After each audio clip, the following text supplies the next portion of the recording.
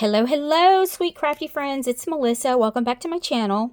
So you guys, I finally got around to it. I had a couple requests to do a tutorial for this little recipe box that I had made to accommodate the recipe card and die set from Scrapdivadesigns. If you guys remember, I did this probably a month ago or more, but it has the little dividers and the little box, everything. I did make a modification to it. Now, in the previous box that you seen me make, the side were like accordion style, but they just didn't look neat, so I redid them to be a solid style. So I still need to layer these, but I did change it. So this tutorial will have a solid style on the sides.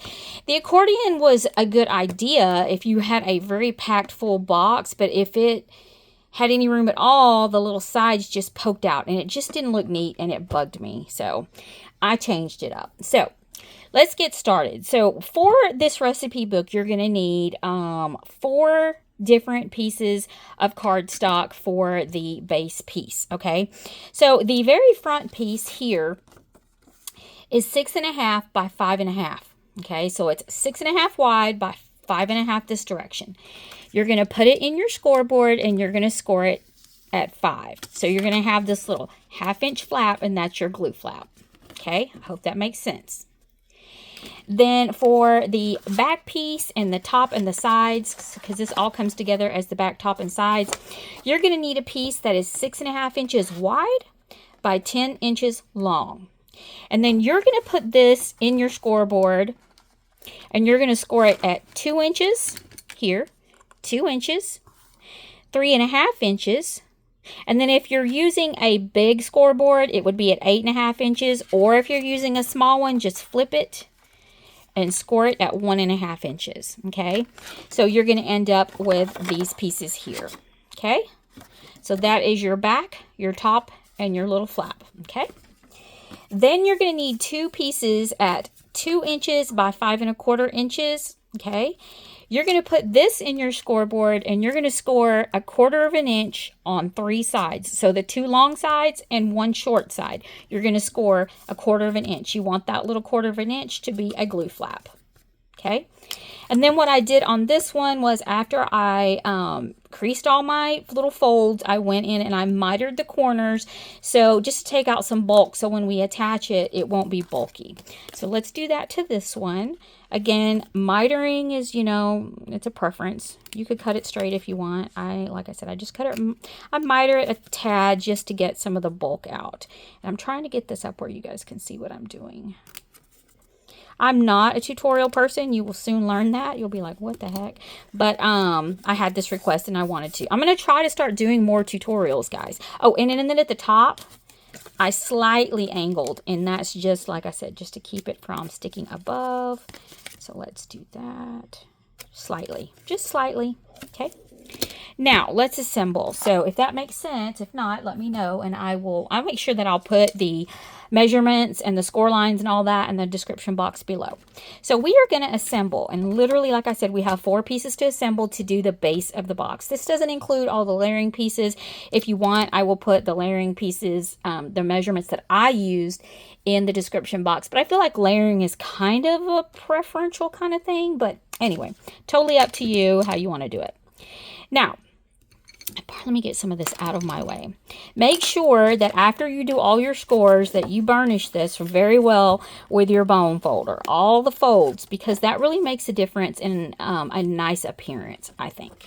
Okay?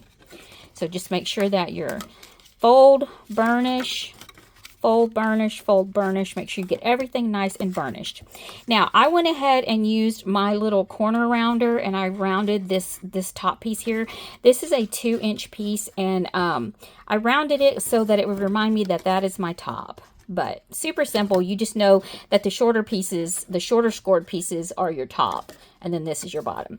So we're going to go ahead first and foremost, and we're going to attach the front to the bottom like this, okay? So let's go ahead and get our glue. And on this little 1/2 inch tab, let's go ahead and put our glue on. You could use score tape. I like glue. I think wet glue holds the best. And so I want my projects to last. And that is why I do what I do. So anyway, So let's go ahead and attach. And I know it's hard to see, guys. I'm sorry. I'm just, you kind of get the gist of what I'm doing. I'm trying not to get my head in the camera because I'm trying to see what I'm doing very well. Okay. So we're just attaching that very front piece to the back, the top, and the flap. That's it. Making one really long piece like this. Okay.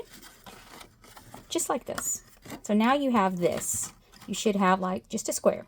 Now we're going to add our sides so that we have an enclosed box. Okay. Super simple. Again, all you're going to do, take your little side piece, put glue. This is how I do it. I do the bottoms first. So I put glue on the bottom. I like to glue from the back. So I align that with the little pieces. Yep. Just like that. And we're going to do the other side as well. You may have to zoom in to see, you know, really good, but I think this is pretty basic. You guys, you're smart. You get this. So again, we're going to line this up with the little score lines. Okay. And then burnish in real good. Just make sure you're lining up all of your score marks with your edges. Okay. And now we have a big piece like this. You have a long piece with a couple little wings. Now all we're going to do are take these little wings and we're going to attach it to the front and the back. Oops, sorry. Sorry guys, hold on. Let me fix this because I didn't have it clipped. Okay, so that won't happen again. Sorry. Okay, now we're going to attach to the front and the back. I'm going to attach to the front first because the back is the bulkier part. No, you know what? Let's attach the back. Let's just do the back. So you're going to want to get glue on all of your little tabs. You might want to take your time. I'm doing this pretty quick so you guys don't get like extremely bored and be like, yes, we know how to put a box together. Like I said, I'm doing this at the request of a couple of folks that messaged me and said, hey, can you do a tutorial? And I said, sure, even though I don't do tutorials very well. But this is an easy one, so I didn't mind. Okay, let's do the other side. My husband's trying to call me. I'm going to have to call him back when I get done with this. You hear my dog in the background. She has been on a tear today, you guys. I don't know. She's a puppy, so I have to give her a little bit of grace. But today, she's kind of driving me nuts. Okay. Okay, now just get that in there. Make sure you press that glue in really good. Get it lined up really well. And now we'll attach the front. Okay, get this out of the way. So all we're doing is putting glue on these little 1/4 inch tabs that we created to attach everything. Go ahead and do both sides. This Barely Arts glue is amazing. It stays pretty sticky, but it dries fast. So I try to work fast. You don't have to work too fast, but you know, don't let it dry on you. Let me put it that way. Oh, sorry guys. I know I'm out of the... Sorry. I get so involved in what I'm doing that I forget. Okay, look at the camera. Hello. Okay. And then we're going to do the other side. We're going to line it up really good. And then I'm going to flip it over and press it in like this with my bone folder. So you're going to go inside and press that in really good so that you're attached. You guys, this is so simple. Is this not simple? Super duper simple. I love simple. And there you have a box. There you go, right there. And your recipe cards, I have though the little dividers. I have 6 1/4 by 4 1/2, and that's this piece. And then the little tabs and the stamps come with the set. And then the little cards, it's a stamp and a die as well. So you don't really have to do much. The only thing you need to know is the divider, which again is 6 1/4 by 4 1/2. And then I just layered it up with some cute little paper. Simple, simple. And now I did layer mine inside and out just for the presentation of it. I just thought it looked nicer. So that's up to you, totally up to you. But this is the base box. It doesn't get much easier than that, right? So for mine, I do have a closure with a magnet. However, because I have 1, 2, 3, 4, 5 layers, it doesn't want to, the magnet doesn't really, it's not really doing its job, I don't think. And I have extra heavyweight cardstock. So if yours is not extra heavyweight, a magnet will probably be just fine for you. It does weighed it down, and it does catch, as you can tell. It just doesn't, I mean, it'll stay, but it's like if you go to shake it, yeah, it does come open. But anyway, super cute, super easy. You could do this box in bulk because, as you've seen, it was literally just 4 pieces and scoring and gluing. And then the rest of it is really just layering and decorating. And now this particular collection I used, this is the Home Baker from Prima. You guys, you cannot find this collection anywhere. It is so hard to find. I found very few pieces here and there. I picked up some ephemera and some of the stickers. And then I couldn't find any of the paper or anything. And then my sweet, sweet, sweet friend Betty, she found some and she sent me some. And when I say I squealed, I was sick. I was sick as a dog. I've been sick for like a month. And when my daughter told me this package came, I got so excited because this is so pretty. Look at that little mouse, you guys. I love it. So cute. But anyway, that's a follow-up. And I will link the project share. I will link that in the description box below so you know which box I'm referring to. And you can see the difference in what I changed and what it is here. But this is just super simple. And again, like I said, it's the recipe divider stamp and die set here.